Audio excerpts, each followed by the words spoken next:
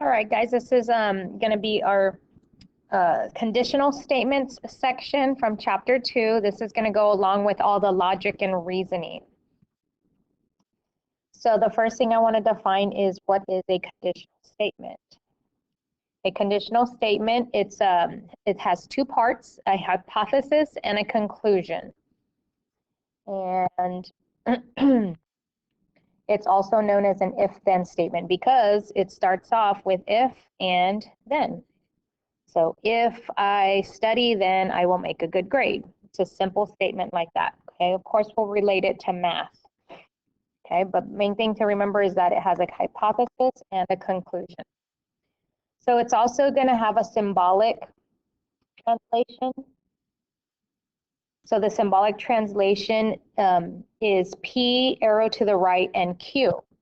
So P, arrow to the right, and Q, which means if P, then Q, because remember, P and Q could be anything. If I wash my car, then it is clean.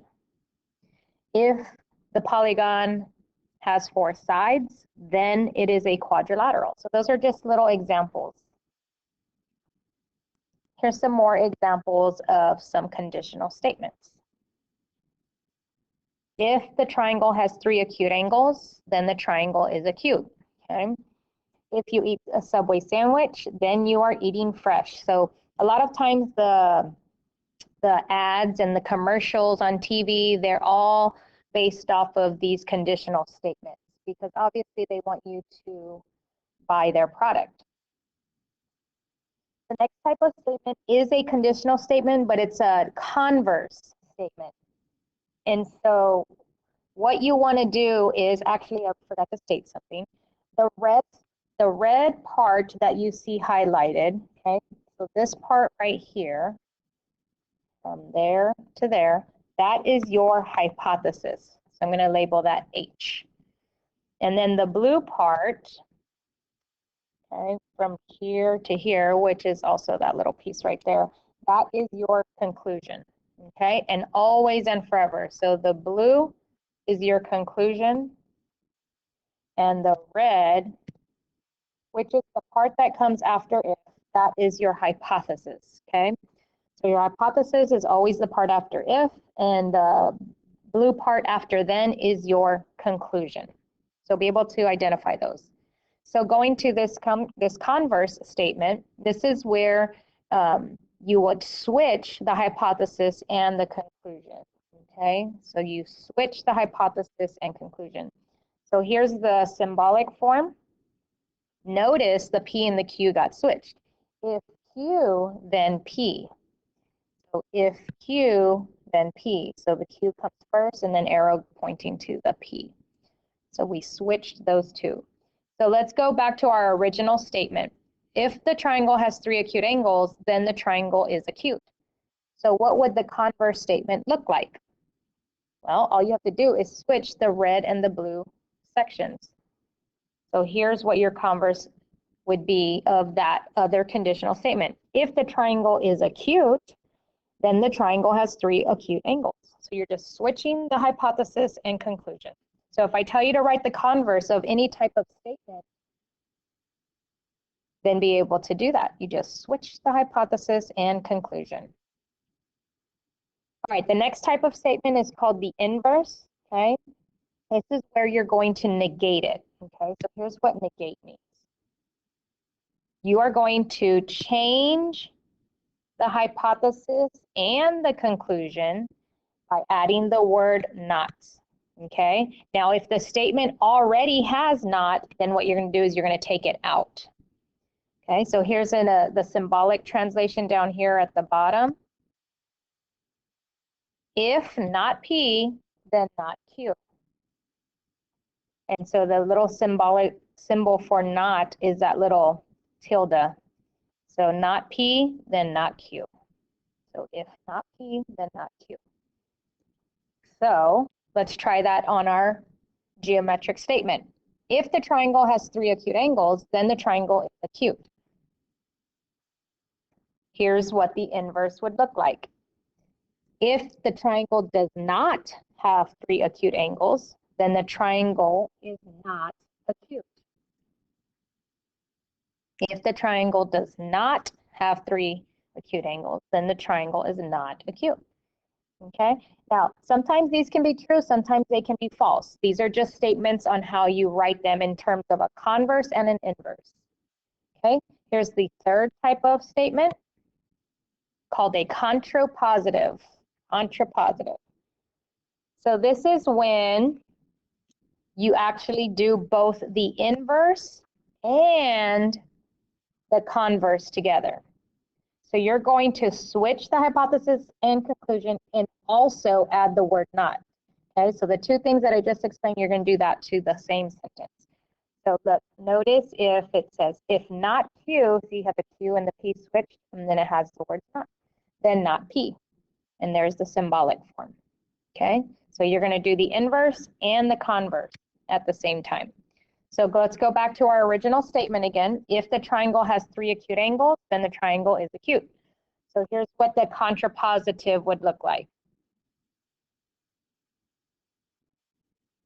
So the inverse would be if the triangle, sorry, not the inverse, that should say contrapositive. If the triangle is not acute, then the triangle does not have 3 acute angles. Okay, so let's scratch that out. This is not the inverse. This is the contrapositive.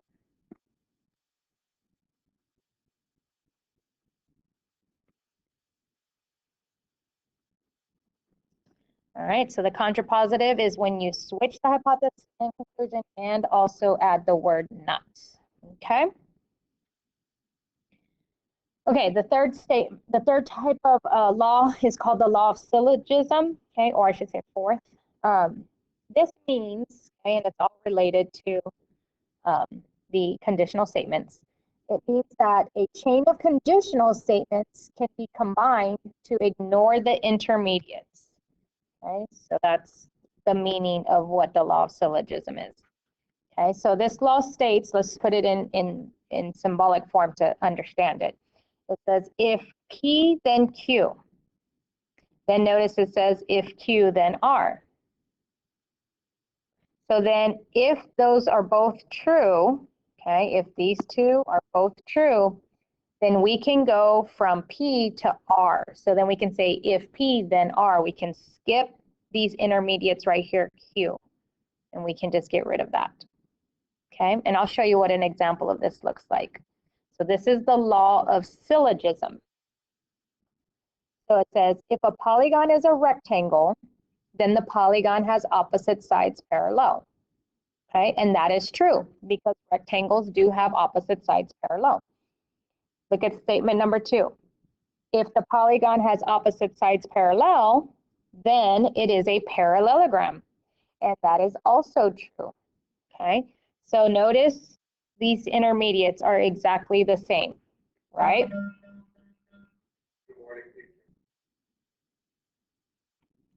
Okay, so notice they have that in common. So the way we can write the third, and they're both true. So the way we can write this last statement is we can start off with if a polygon is a rectangle,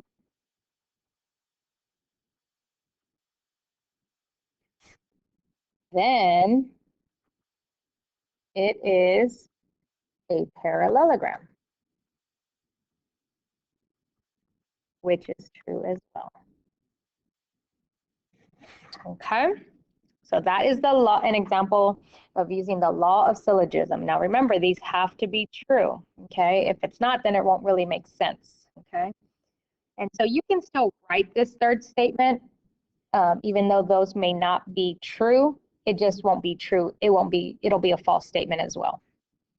Okay, last one, law of detachment. Law of detachment. This is when if a conditional statement is true and its hypothesis is true, then the conclusion is true. Okay, so all of that is the meaning of the law of detachment. So in mathematical logic, the law of detachment says that if the two statements are true, so if 1 and 2 are true, so if P then Q is true, then you have P. Okay, you just have the statement P. Then we can derive this third statement to be true. Okay, so let's look at it in an example and you'll understand it a little bit better. So the following statements are true. Use the law of detachment to derive the new true statement. So notice 1 and 2 right here. 1 and 2.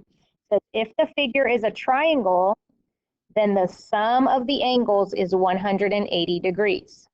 Okay, if that's true. So if it is a triangle, then sum. So this is true. Right? That is true. And you learned that in middle school. Statement 2, it says figure ABC is a triangle. So notice that is exactly what's in the hypothesis right here. Okay, it just has a more particular name, figure ABC. All right, so that is also true, okay, because you can actually have a triangle and label it ABC. So since both of those are true, then here's what we can say about the final statement. We can say that figure ABC has a sum of angles